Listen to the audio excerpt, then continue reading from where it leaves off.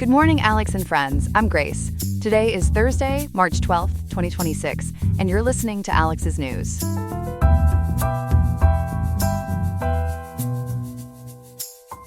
It is going to be a very warm day in Riverside, with a high of 91.4 degrees and a low of 64.4. Please make sure to keep cool and drink plenty of water as you head out into that heat. In today's episode, we are taking a look at the persistent challenges the United States is facing regarding the reopening of the Strait of Hormuz. We will also examine the complex factors driving the legislative gridlock surrounding the shutdown of the Department of Homeland Security. Plus, we have a selection of other significant headlines to get to as we navigate the biggest stories of the day. All this and much more coming up on Alex's News. Stay tuned.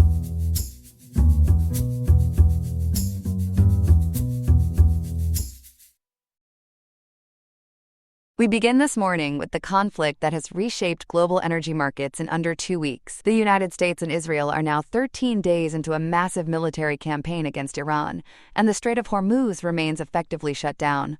Ethan covers national security for us and has been tracking this from the start. Ethan, set the scene for us. Where do things stand today? Grace, we're looking at a full-blown crisis with no clear endgame in sight.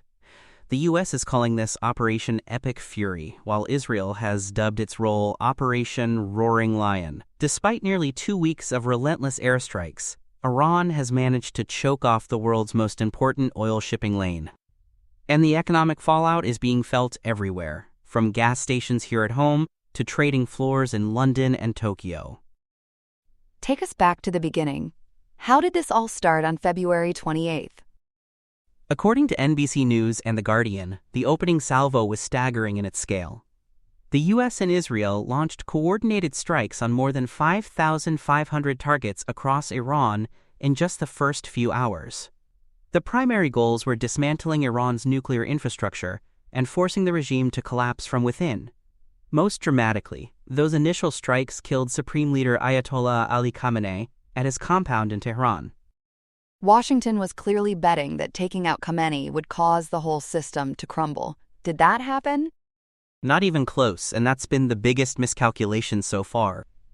Khamenei was quickly succeeded by his 56-year-old son, Mojtaba Khamenei, who's a hardliner with deep connections to the Revolutionary Guard Corps. The Hindu is reporting today that Mojtaba was injured in a subsequent strike, but there's no indication of any power vacuum.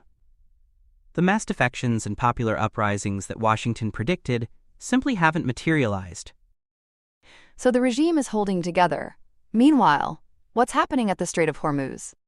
The Revolutionary Guard officially declared the strait closed on March 2nd, and the numbers are devastating. Lloyd's List and UK maritime trade operations data show that commercial shipping has dropped by 95 to 100%. We're talking about a waterway that normally sees 60 to 140 ships pass through every single day. Right now, it's between 0 and 4. That is an almost total shutdown of one of the most important trade routes on Earth. The White House has said Iran's navy is basically destroyed. Is that true? Press Secretary Caroline Leavitt has used the phrase, quote, combat ineffective, end quote, to describe Iran's conventional navy. But independent military analysts are telling a very different story. The Institute for the Study of War and Asia Times both report that Iran has pivoted to what's called an anti-access, area denial strategy. It's decentralized, it's hard to target from the air, and so far it's working remarkably well against the most powerful navy in the world. Break that down for us. What exactly is Iran using to keep the strait closed? There are 3 main tools, and they reinforce each other. First, Iran deployed an enormous stockpile of naval mines, estimated between 2,000 and 6,000. These aren't your grandfather's sea mines either. They use acoustic and magnetic sensors to target large hull tankers while letting smaller patrol craft pass right over them. The U.S. has sunk several mine-laying vessels, but roughly 90% of those mines are still out there. And that's just the mines. There are drones involved too, right? Absolutely, and this is where it gets really scary for commercial shipping. Iran has borrowed heavily from tactics we've seen in the Ukraine-Russia conflict. They're deploying explosive-laden unmanned surface vessels and suicide drones in swarms. Just yesterday, ABC News and The Guardian reported that 2 ships, The Thai-flagged Mary Nari and the One Majesty were both struck by projectiles. On top of all that, the Revolutionary Guard has maintained what analysts call a digital fog through constant GPS jamming and spoofing, making it nearly impossible for commercial vessels to navigate safely. So the administration tried to solve this with money. Tell us about the reinsurance plan. On March 6th, the Trump administration rolled out a $20 billion maritime reinsurance scheme through the U.S. International Development Finance Corp. CBS News and the Maritime Executive reported that the idea was to offset war risk insurance premiums, which have surged to 16 times their normal rates. The thinking was that if the government backstopped the financial risk, shipping companies would start moving oil through the strait again. I'm guessing the shipping companies weren't convinced? They were not. Maersk, Hapag-Lloyd, and MSC have all refused to resume transits. Instead, they're rerouting around the Cape of Good Hope, which adds 10 to 14 days to every voyage. Industry executives have been pretty blunt about why. No amount of government money changes the fact that there are mines and explosive drones in the water. You can insure a ship, but you can't insure the crew's lives, and no captain wants to sail into that. And then there was that embarrassing incident with Energy Secretary Chris Wright? That was a real credibility blow for the administration. On March 10th, Wright posted on social media that the U.S. Navy had successfully escorted a commercial tanker through the strait. NBC News reported that the White House had to retract a statement within hours. Maritime tracking data showed no such escort had taken place, and the Pentagon confirmed the risks from mines and drones were still too high. It raised serious questions about whether administration officials are getting accurate information or just saying what they want to be true. Let's talk about the economic impact. What are we seeing with oil prices? The strait handles about 20% of the world's oil supply, so the closure sent prices into the stratosphere almost immediately. Brent crude peaked at $126 a barrel on March 8th. Then on March 11th, the International Energy Agency announced the largest strategic reserve release in history, 400 million barrels from stockpiles around the world. That brought prices back down to somewhere between $91 and $100 a barrel, but that's still painfully high. I've been hearing about a so-called shadow fleet still moving oil. What's that about? This is one of the more fascinating wrinkles. Iran has a network of older tankers that continue exporting roughly 1.5 million barrels a day using deceptive tactics. They go dark by disabling their transponders, so tracking systems can't find them. Some vessels have also been attempting what analysts are calling chicken runs, where they broadcast signals claiming they're Chinese-owned. The idea is to leverage Beijing's diplomatic relationship with Tehran, so Iranian forces won't target them. It's a high-stakes gamble on every single transit. This conflict has also spilled into neighboring countries. How bad is the regional picture? It's escalating fast. Gulf News and The Guardian report that Iran has been hitting U.S. allies hard in retaliation. Today, a drone strike forced the shutdown of the UAE's largest oil refinery, and attacks near Dubai International Airport and Dubai Creek Harbor wounded 4 people. Saudi Arabia's defense ministry says it intercepted 13 drones targeting the Sheba oil field. In Bahrain, strikes hit fuel storage tanks in Muharraq. And near the Iraqi port of Basra, an Indian national was killed in an attack on a U.S.-owned tanker. What about casualties on both sides of the main conflict? The Pentagon reports 7 U.S. service members killed and 140 wounded so far. On the Iranian side, the Iranian Red Crescent Society estimates more than 1,200 deaths. President Trump has been characterizing this as a, quote, little excursion, end quote, and claiming the war has, quote, wiped out, end quote, Iran's military. But those claims don't square with what independent analysts are seeing on the ground and in the water. So what are experts saying about how this ends? That's the most troubling question. Maritime intelligence firms like Castor Valley estimate that Iran can produce around 10,000 drones per month through decentralized manufacturing. That means even as the U.S. destroys launch sites and production hubs, Iran can keep replenishing its arsenal faster than it's being depleted. As long as that capacity exists, Iran can sustain a war of attrition that holds global energy markets hostage. On the financial side, UBS is telling investors not to panic sell, noting that the S&P 500 historically delivers strong returns after periods of high volatility. But the underlying message is clear: nobody knows when or how this blockade breaks. Ethan, thank you for walking us through all of that. We'll check back with you as developments unfold. Thanks, Grace. We do have one more story ahead this morning, so stay with us. We turn now to our other major story this morning. The partial Department of Homeland Security shutdown is now in its 4th week, and it's touching nearly every corner of American life. Chloe has been tracking this one closely. Chloe, take us back to how we got here. It really starts with 2 fatal shootings in January. CBS News and The Guardian report that on January 24th, Customs and Border Protection agents shot and killed Alex Preddy, a 37-year-old ICU nurse in Minneapolis.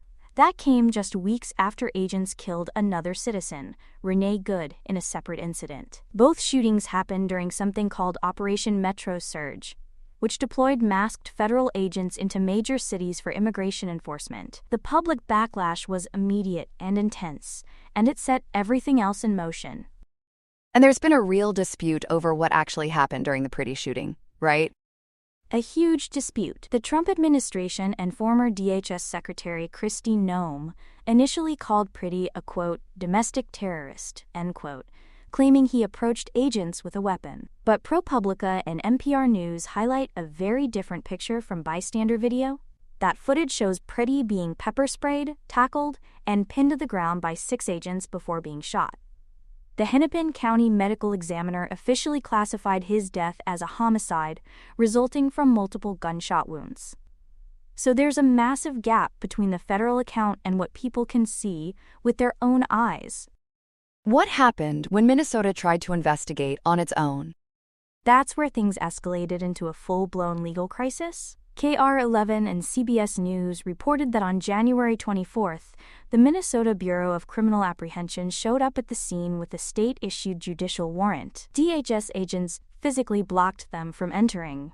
Minnesota Attorney General Keith Ellison and Hennepin County Attorney Mary Moriarty then filed suit, alleging that federal agents removed key evidence, including firearms and uniforms, before state inspectors could get anywhere near it. It was an extraordinary standoff between state and federal authority, and it's really without modern precedent. And the federal government's position has been that Minnesota essentially has no right to that evidence? Exactly. Attorney General Pam Bondi and the Department of Justice have taken a stance they're calling, quote, jurisdictional exclusivity, end quote. Time reports that the FBI formally notified Minnesota it will not share any evidence or information collected during its own probe. So the state-level criminal investigation is effectively frozen. You've got a medical examiner ruling this a homicide, state prosecutors trying to do their jobs, and the federal government saying your warrants don't apply to our people. So how did all of this lead to the actual shutdown? The shootings and the stonewalling became the catalyst for a budget fight. DHS funding lapsed on February 14th when Democrats in the Senate refused to approve new money for agencies like ICE and CBP without major reforms attached. They want accountability measures directly tied to what happened in Minneapolis. Republicans refused those conditions, and so here we are 4 weeks later with the department partially shut down and no resolution in sight. And the place where most Americans are feeling this is at the airport. How bad has it gotten? It's gotten really bad. The Pittsburgh Post-Gazette and KSAT-12 report that more than 260,000 DHS employees are working without pay right now, including about 50,000 TSA screeners. According to Newsday and TSA data, national sick-out rates have spiked to 9%. At Houston's Hobby Airport on March 8th, more than half the officers called out, pushing wait times past 3 hours. JFK International hit a 21% absence rate, and airports in Atlanta and New Orleans saw lines stretching well beyond an hour. Are people actually leaving their jobs over this? They are. Internal data shows more than 300 TSA employees have resigned since the shutdown began. They're citing reasons that are painfully practical, things like not being able to afford childcare, not being able to pay for gas to get to a job that isn't paying them.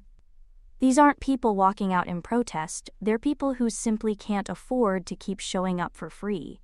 And that's creating a staffing hole that gets harder to fill every single day. There were also some disruptions to travel programs. What happened with global entry?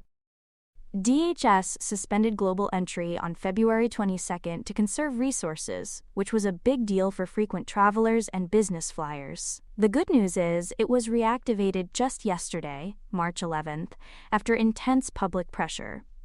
There was also a notable move by Secretary Noem before she was removed. She suspended all courtesy VIP escorts for members of Congress and redirected those officers to passenger screening lines. That one got people's attention on Capitol Hill pretty quickly. Let's talk about Capitol Hill then. What's the state of negotiations? Total gridlock. Senate Majority Leader John Thune and Appropriations Committee Chair Patty Murray are locked in what people are describing as a take-it-or-leave-it stalemate.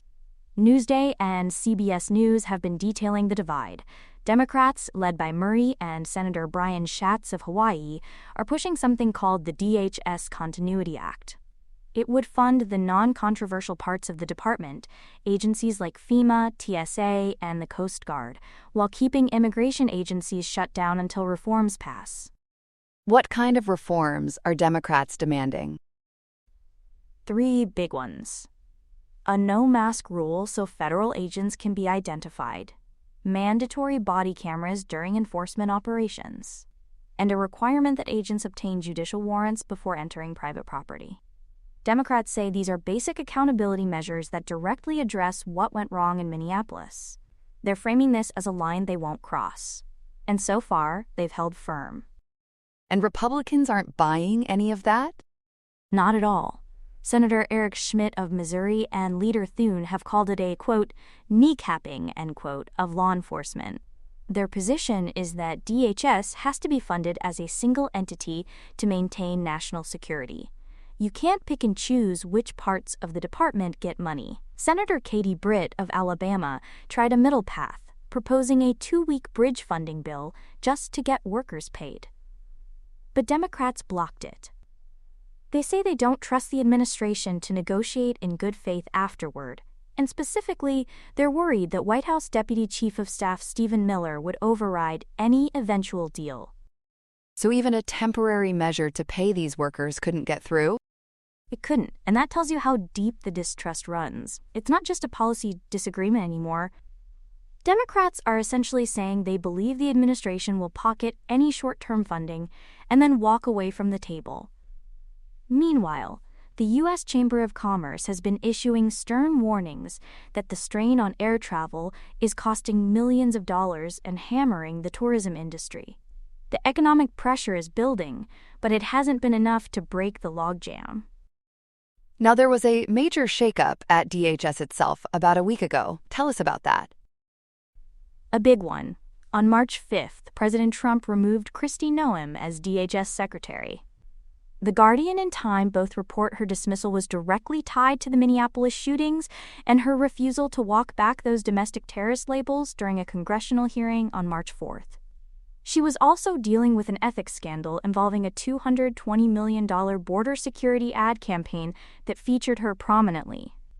Reports of cratering morale inside the department didn't help either. She's been replaced by Senator Markwayne Mullin, though her tenure doesn't officially end until March 31st. Has Mullin's appointment changed the dynamic at all? Not yet in any meaningful way. The political standoff predates Noem's removal and goes well beyond any single person. Mullin is stepping into a department where morale is at rock bottom, 250,000 employees aren't getting paid, and the two sides in Congress aren't even in the same room most days. He may bring a different tone, but the fundamental disagreements haven't shifted. So where do things stand this morning? Both sides acknowledge they are, in their words, quote, not close, end quote, to a resolution. More than 100,000 DHS employees are set to miss their next full paycheck. Republicans are preparing to force another vote on a full funding bill next week, but it currently lacks the 60 votes needed to overcome a Democratic filibuster. And the timing couldn't be worse. Spring break travel season is about to peak, and there are real fears that airport staffing could hit a breaking point right as millions of families are trying to fly. A lot of pressure building with no clear way out. Chloe, thank you for walking us through all of that. Thanks, Grace. Here are some other headlines. A bitter pill to swallow up in Morningside Heights, where Columbia University and New York Presbyterian have released a 156-page report detailing a chronic culture of silence. This independent investigation confirms that systemic institutional failures allowed former OB/GYN Robert Haddon to sexually abuse hundreds of patients over a 25-year period.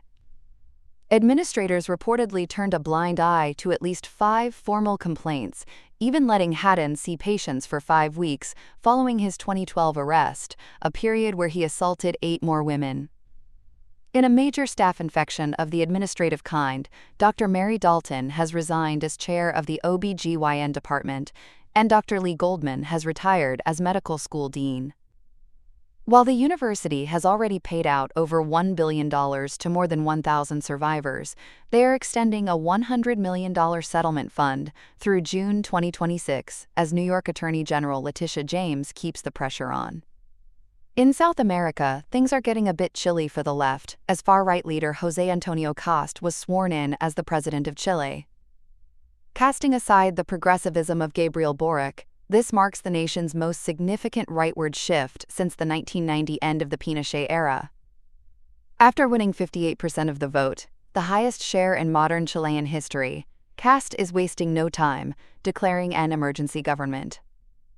He is looking to build a offensive defense against illegal immigration and organized crime while auditing state spending. Investors are watching to see if his Milei-inspired deregulation will jumpstart the economy, or if his plans to potentially repeal abortion rights will spark a civil rights showdown.